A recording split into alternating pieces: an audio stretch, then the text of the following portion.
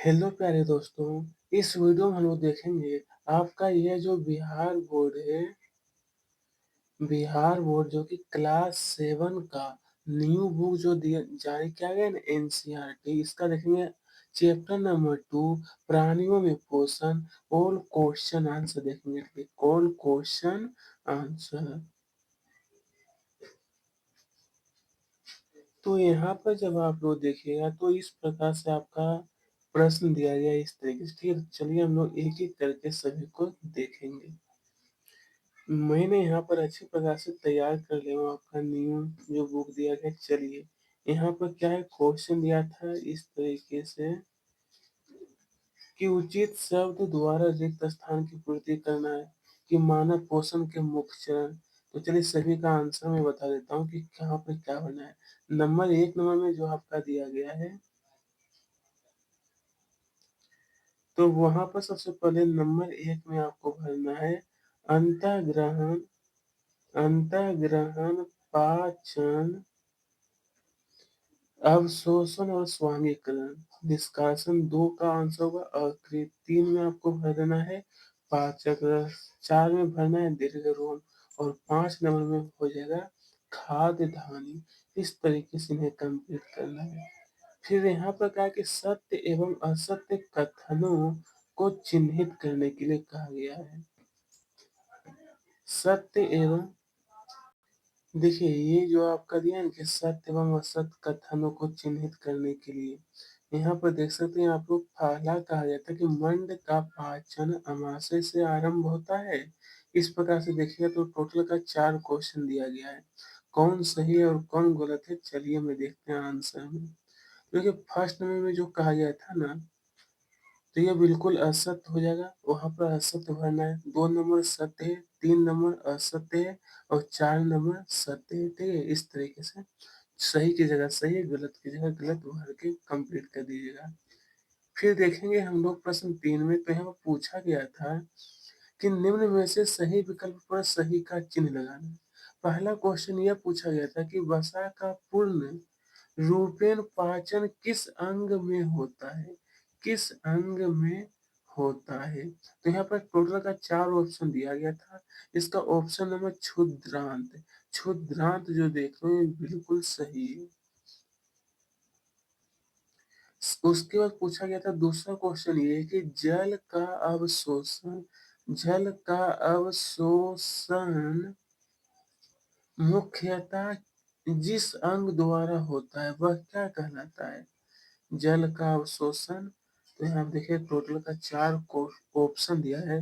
इसका option number बृहदान्त्र कि कौन सा होगा, बृहदान्त्र।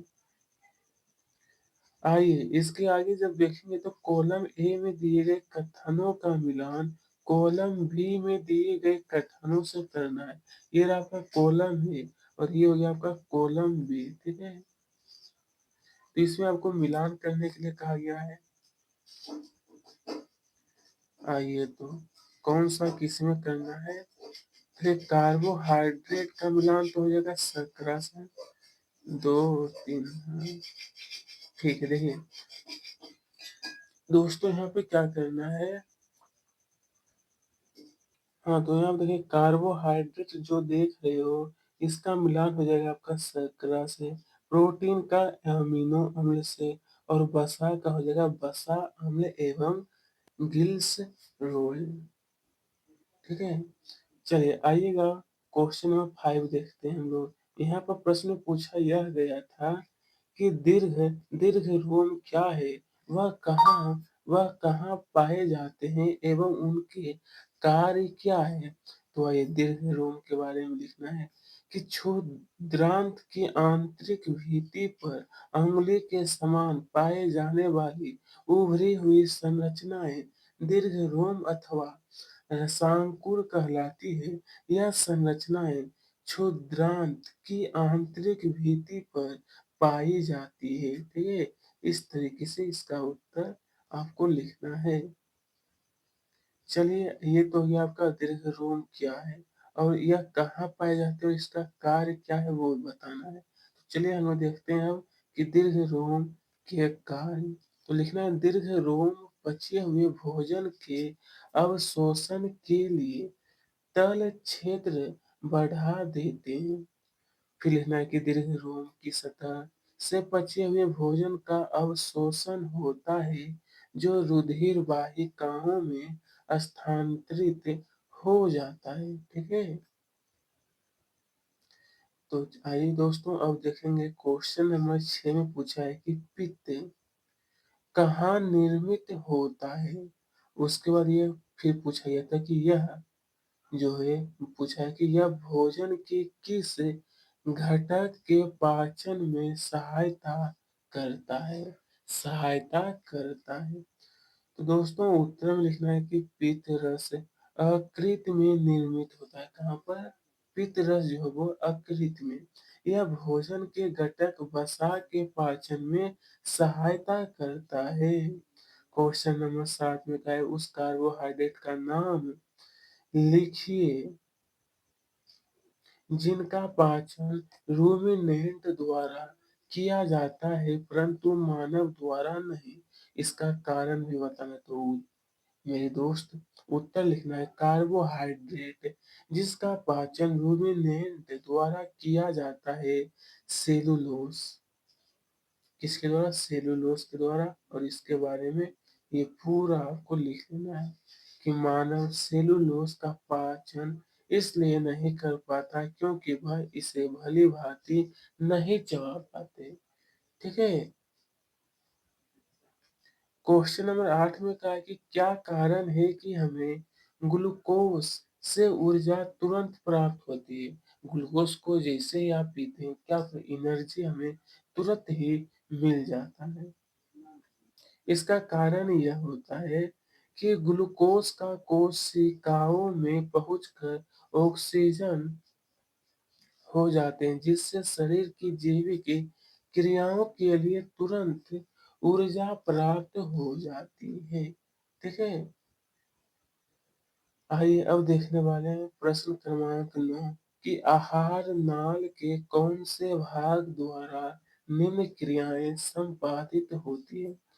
पचे भोजन का अवशोषण कहाँ पर होता है? तो ये होना चाहिए हमारा बड़े आंत। भोजन को चबाना, जीवाणु नष्ट करना। तो इन सभी का उत्तर मैंने नीचे आपके लिए लिख दिया हूँ। देखिए सबसे पहले क्या है? पचे हुए भोजन का अवशोषण क्षुद्रांत। भोजन को चबाना तो दांत हो जाएगा। 3 नंबर का उत्तर लिखना आपको अमाशय। 4 का उत्तर होगा क्षुद्रांत। 5 नंबर का आंसर में क्या लिखना है? मलाशय। क्या लिखना है? मलाशय। ठीक है? क्वेश्चन नंबर 10 देखते हैं। तो 10 में कहा गया था मानव एवं अमीबा के पोषण में कोई एक समानता एवं एक अंतर लिखना है।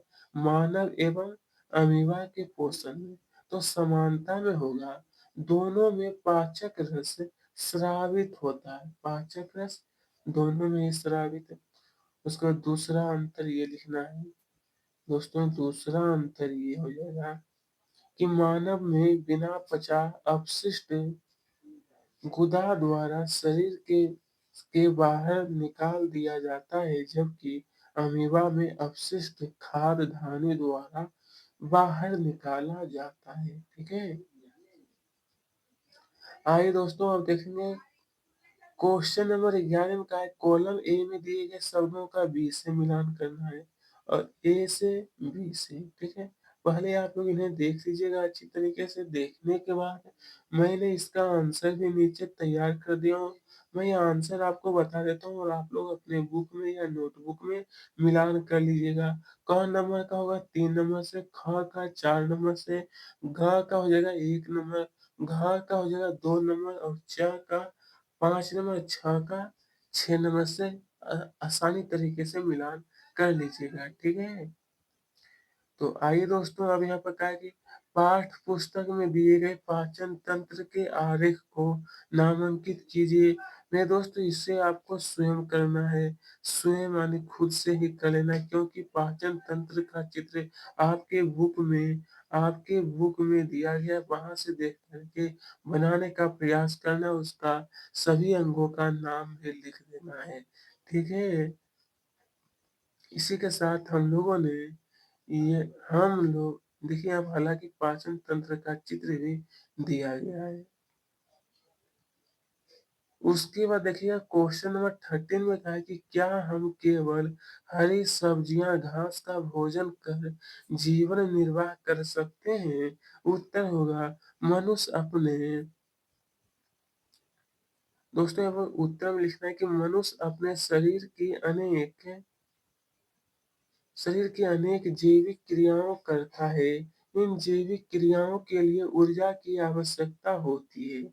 यह ऊर्जा हमें भोज्य पदार्थ के ऑक्सीकरण से प्राप्त होती है। उसके बाद लिखना है कि अपने शरीर की क्रियाशीलता बढ़ाने, वृद्धि हेतु, ऊतकों की मरम्मत हेतु, उपापचयी नियंत्रण हेतु आदि सभी क्रियाओं के लिए पोषण की आवश्यकता होती है। इन सभी क्रियाओं के लिए ऊर्जा हमको केवल हरी सब्जियाँ, घास से प्राप्त नहीं हो सकती। ये पूरा उत्तर लिख लेना है, ठीक है? ये पूरा देखिए और अच्छी तरीके से नोट कर लीजिएगा और यहीं पर हम लोगों ने चैप्टर नंबर 2 को कंप्लीट कर चुके हैं। इसी प्रकार से हम लोग चैप्टर 3, चैप्टर 4 और क्लास 7 का साइंस, हिंदी, इंग्लिश, हिंदी मतलब ऑल सब्जेक्ट का हल इस चैनल द्वारा बताया जाता है। धन्यवाद।